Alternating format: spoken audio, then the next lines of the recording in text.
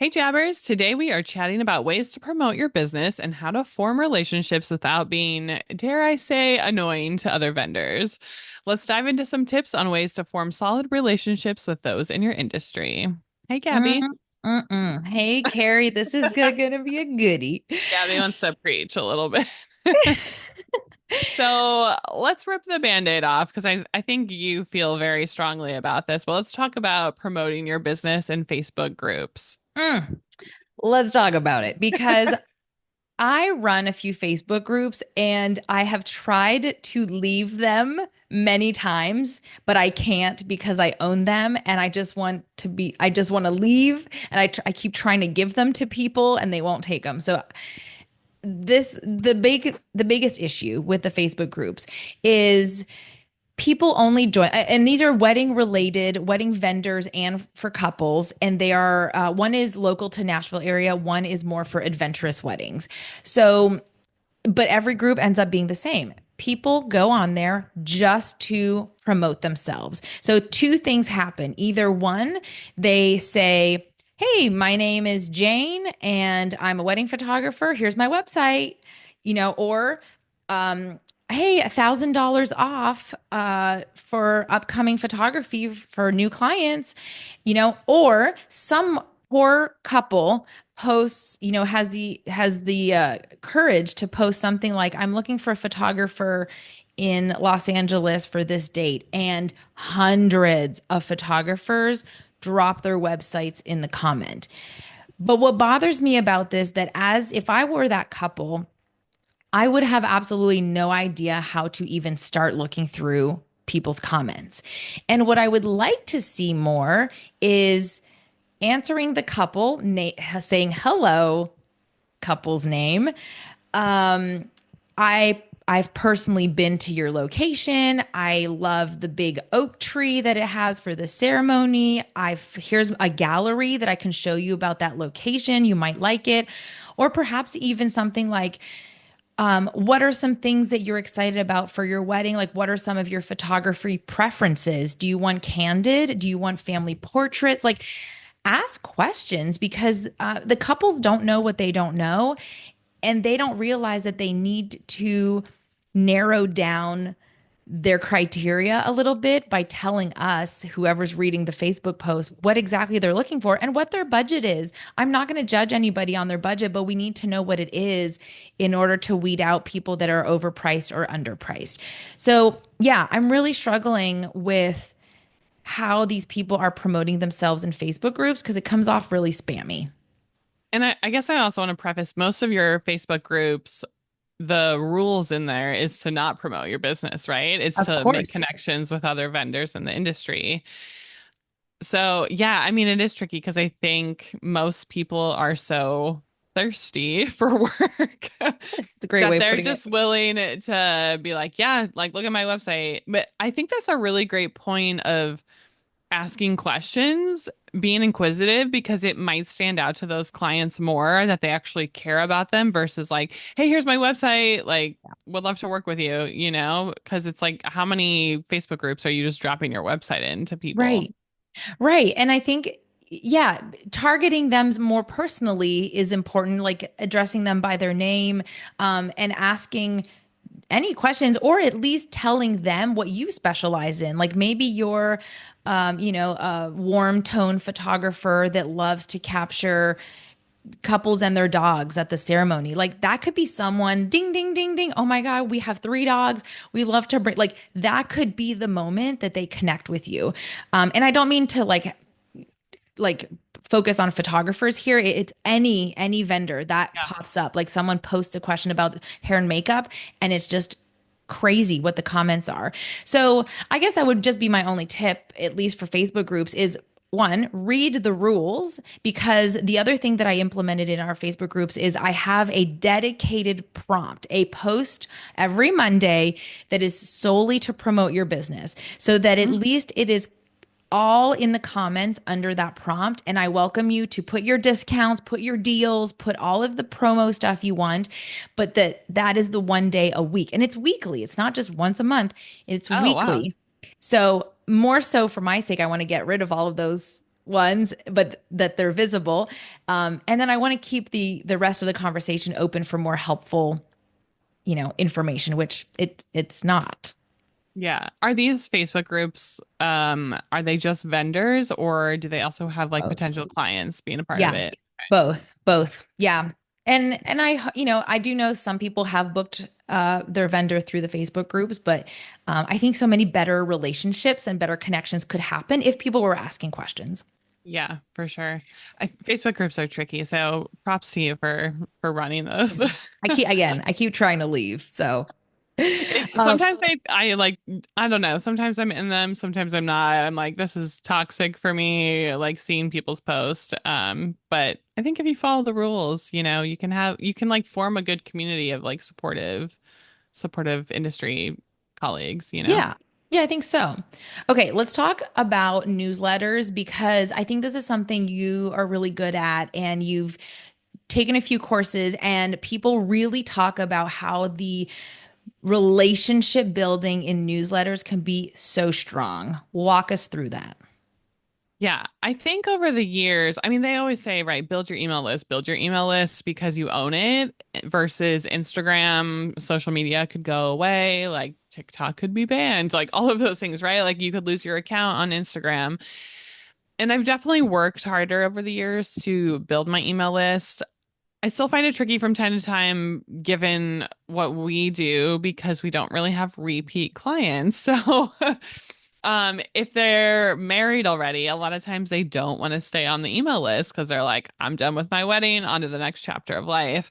I do have some clients who stay on and it's really wonderful and supportive. They're like, love your emails. And I'm like, it's been 5 years since I got Oh. married. Um, but I think, really for us, we don't send them very frequently. It's like maybe twice a month. But a lot of times it's kind of giving people inspiration. It's going back to like, hey, here's what's on the blog recently. Here are some free guides that you can download. And that's how we also get people onto the email list is we create free guides, which I think works really well for us. We have a pop-up on our website and a couple of other things, whether it's like next steps once you're engaged or like 20 questions to ask as you're hunting for the perfect venue. Different things that like people want to know right away when they get engaged. So that's a great way to build your email list. And then I think just being authentic in your email and sharing, advice or inspiration, not being overly spammy. Um, sometimes we share like big life updates and stuff like that. And there's even vendors on our list who are very supportive and love kind of keeping up with us. And so, yeah, I think it's just being authentic to like what you want to share in your business and not, being in people's emails, like in their inbox too often, because I know I unsubscribe from emails when it's like I have like weekly, daily emails from companies. Um, So yeah, I think kind of getting the frequency down of like, hey, maybe it's twice a month, maybe it's three times a month, but you can kind of also gauge that on like how many people are unsubscribing every time you send an email out and if you should lower the frequency or, up it as well because you don't want people to forget about you. Right. And then I think the other way too is like once someone signs up, we have a sequence that's automatic. So it'll send out an initial email and then like maybe a week or 2 weeks later it sends out another one and then there's a final step. And so I think that's also really great just to kind of help build that relationship with people of like for them to get to know you. Mhm. Yeah, we do you use Flowdesk?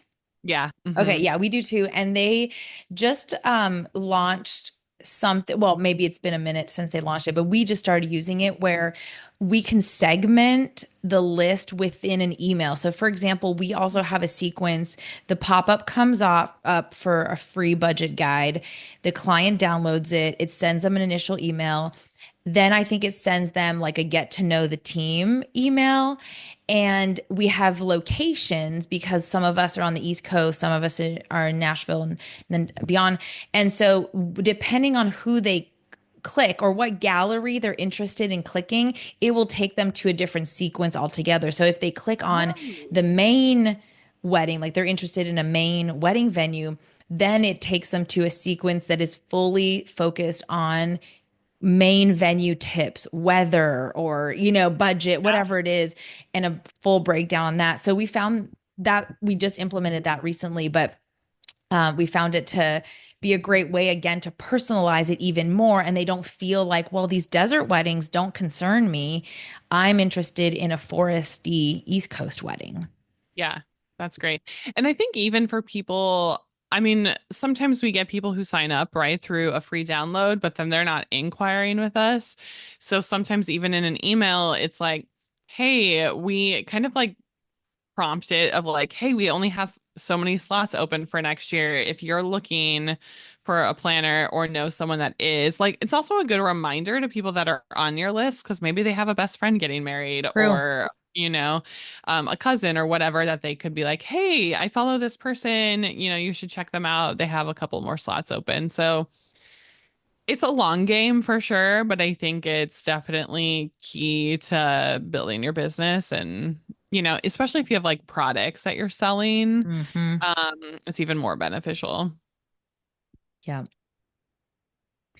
So let's talk about in-person networking. We've kind of already like dabbled in this with Kevin Dennis back on episode 15, but I know you've done some more recent in-person networking. I have not done anything recently because I've just been at home with a newborn, but what have you kind of seen or like what have you learned in most recent like in-person networking things and what are you kind of taking away from those? Yeah, I think in a nutshell, I took Kevin's suggestions. And so, like Carrie said, go back to episode 15, listen to all his tips and tricks, because it really was a really fascinating conversation. And I took those tips and tricks and I implemented them at, I think, like 3 networking events since the episode.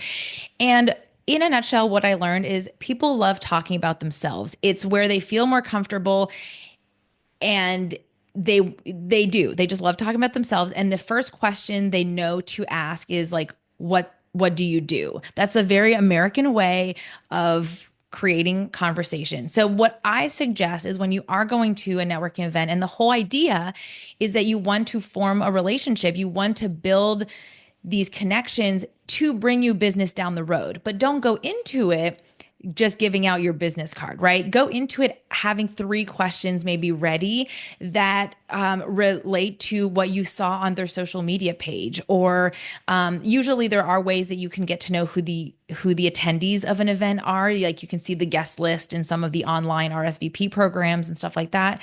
But be ready to ask some questions that are maybe a little bit different than what do you do? Because you might know so and so caterer is attending this. Well, maybe ask, what's the favorite venue? What's the favorite venue you've worked at this year? Or where are you excited to work at? What would be your dream catering setup? Or what's something you haven't served in a long time? Like really go and ask those questions, and you will be remembered in the group as someone who was a really great connector. And the other thing I'll say about this is connecting someone else to that person. So let's talk about the caterer, for example. If Kari and I were going to a networking event and there's this caterer, being the one to say, oh my God, Greg, caterer, this is Kari. She's an amazing wedding planner. Based in Los Angeles, you guys would probably have a lot of similar clients. You've both worked at XYZ venue, blah blah blah. I'll let you connect, and then you can step out and let them connect. So Yeah. like really being that connector in person, I think, is just a wonderful way of building your business. And that's such a huge thing, especially if you know quite like a handful of people at the networking event, because a lot of times people are coming to these events and they know nobody. And so they're feeling very intimidated. So even for you, it's like, yeah, those people are going to remember Gabby because they're like, oh, she introduced me to somebody else. And you're just helping to form so many connections and helping, I think, people to feel less scared and afraid to like make those connections because there was someone who was genuinely friendly and interested in like talking to that person. Yeah, that goes a long way. Yeah. Okay, cold emails. Ugh, We hate gosh. them, but I talk us through feel it. this is how I feel. I mean, I feel about cold emails the way you feel about Facebook groups. So Perfect. I think the biggest pet peeve with cold emails is people just send out like a copy and paste. They don't actually know my name. They like send an email that has nothing to do with my business. I was telling Gabby earlier that I got multiple emails from the same person who was like, "We love your venue. It's so beautiful. We would love to tour it." And I'm just like, I'm not a venue. Like where you're literally just hitting, send to any email that you can. And but I think it's like those types of things are frustrating because clearly you haven't looked at my Instagram. You don't know my name. You didn't even do the due diligence to look at my name, which is on my Instagram account. It's not like, We're not hiding it. yeah, it's just like, oh, hey, Feathered Arrow Studio. Yeah. It's like my name is there. So it doesn't really take a lot of extra work just to personalize the email. And I think the emails that I do respond to is when they do say my name, they've maybe looked at my website, pull out facts from my bio, even I've had people Mm. do where they're like, I also love donuts, or like, what's your favorite spot in LA? Like they're kind of like finding more intimate details Yeah. and relating that to themselves. And then I'm like, oh yeah, let's chat. Like I'd love to hear more about you. They're sending me their work. Yeah. And I think another thing that I think you and I have probably talked about, but if you're not following me on Instagram and you say you love my work, like, sorry. You Mm. cannot be like, I love your Instagram account and then not even be following me. I'm not Mm-mm. going to give you the time back. So I think if you really want to create a relationship, like address them properly, do a little bit of research and find a genuine way to connect with them instead of just like mass BCCing a bunch of vendors and hoping someone responds to you. Yeah. Yes. Please take the time. And honestly, a lot of these businesses, it's not going to be about the number of clients they get. It's going to be about the quality of the client they get. Like I think about Mm. vendors. So take more time with a smaller group of people than trying to mass email everybody. Yeah. So last topic I think on this, Gabby, is thinking how to properly thank a vendor for like free samples or goodies that someone might send you. I know over the years I have gotten stuff from vendors of like food or like a product that they wanted me to try for weddings. What have you gotten and like how do you kind of respond to those inquiries? Well, I think if they reach out first and say, hey, we want to send you a free sample of this, I take time to look at the website and see if it's even something I want. I don't want to waste their time and I don't want to waste my time if I'm not going to like it. So start there. Now, if we get to the point where they have these delicious cookies and I'm like, yes, here's my address, please send as many as you can. Um, I want to give them an honest review. And I also want to thank them by shouting them out on social media. I think if it's something that I know is going to be a potential idea for clients, like I recently got these delicious little um, cookies and with really cool, they had personalized the branding of the box to Nashville specific little like illustrations. It was very cute. And so I took a full like video and pictures of the box and then opening it and tasting it. And I tagged them in every one. And she followed up a few times and I make sure to answer. I said, hey, the cookies were amazing. I am trying to think of a potential corporate client who this might be a great idea for gifting, and I will let you know when and if that goes through. She then followed up again and said, "We have a new product." So I am okay responding to those emails because really she took the time to introduce me to her product. She's at the top of my mind because she's emailed me a few times and asked for feedback and whatnot. Um, and I always respond being like, oh my gosh, that's great to know. I'll make a note of it. And we have a full vendor database that we do keep track of these types of vendors under like gifting or things like that. Because yeah, sometimes we have corporate clients or we have couples that want little things in their gift bags and things like that. So, um, but I think it's really important to give back as best you can, like whether it comes in the form of a review or it comes as just a nice email saying, I actually recommended you to a friend or shouting them out on social media. Like if you're getting good quality products and goodies, it's our job to support them in that way. And I think going like also, if you're not interested in the product, don't accept it.